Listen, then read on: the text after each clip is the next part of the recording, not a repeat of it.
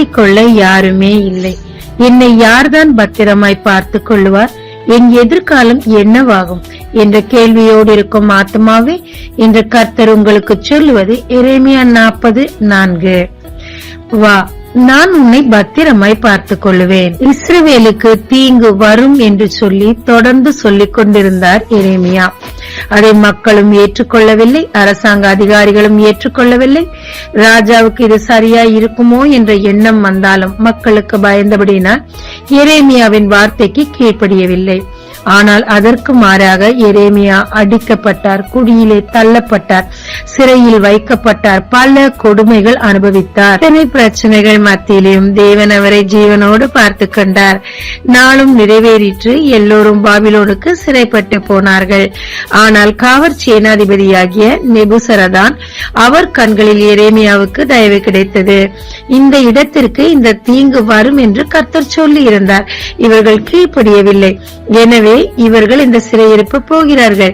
நீ உனக்கு சம்மதமானால் என்னோடு கூட வா, அல்லது இங்கே இரு, உனக்கு சகல வசதிகளும் செய்து தருகிறேன். நான் உன்னை பத்திரமாய் பார்த்துக் கொள்கிறேன் என்றார். மோசே குழந்தையாய் இருந்த போது சிறு குழந்தைக்கு தன்னைத்தானே தற்காத்துக் கொள்ள தெரியாது.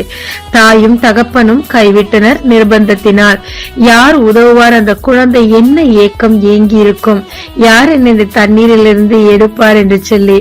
ஆனால் தேவனும் எந்த அரண்மனையிலிருந்து சாவுக்கு கட்டளையிடப்பட்டதோ அதே அரண்மனையில் அவருக்கு ரட்சிப்பு வந்தது. ஆம், ராஜ மாளிகையில் அருமையாய் வளர்ந்து அவர் மூலம் தேவ திட்டமும் நிறைவேறிற்று. தேவ திட்டம் உங்களில் இருக்கும் போது, கர்த்தருக்கு கீழ்ப்படிந்து அவர் சொல்படி நாம் நடந்து கொள்ளும் போது எந்த தீங்கும் நம்மை அணுகாதபடி தேவன் பார்த்து கொள்ளுவாருங்க.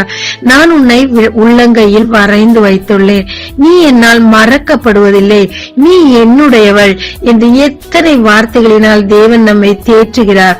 அந்த தேவன் தாமே உங்களுடைய இந்த பிரச்சனைகள் மத்தியிலும், உங்களுடைய எல்லா விதமான நெருக்கங்கள் மத்தியிலும் பத்திரமாய் பார்த்துக் கொள்வார். அவரை நம்பி உங்க வாழ்க்கை அவரிடத்தில் ஒப்புக் கொடுங்க. தேவன் உங்களை பாதுகாத்து உயர்த்துவார். ஜெபிக்கலாமாங்க. மனுஷங்க நான் உன்னை நல்லா பாத்துக்குவேன்னு சொல்லுவாங்க, ஆனா கைவிட்டுருவாங்க ஆண்டவரே. ஆனால் நீரோ ஒரு முறை சொன்னால் போதும், அப்படியே மரண பரியந்தம் என்னை பாதுகாக்கிறவராயிருக்கிறேன். இப்பொழுதும் உண்மை நான் முழுமையாய் நம்புகிறேன் ஐயா. உன் கரத்துக்குள் என்னை தருகிறேன். உன் திட்டம் நிறைவேறும் வரை தீங்கு என்னை அணுகாதபடி தேவன் என்னை பாதுகாப்பீராக. இயேசு மூலம் பிதாவே, ஆமென். இயேசு கிறிஸ்துவின் நாமத்தில் இந்த நாளில் உங்களை ஆசீர்வதிக்கும் ஜீசஸ் விஷன்.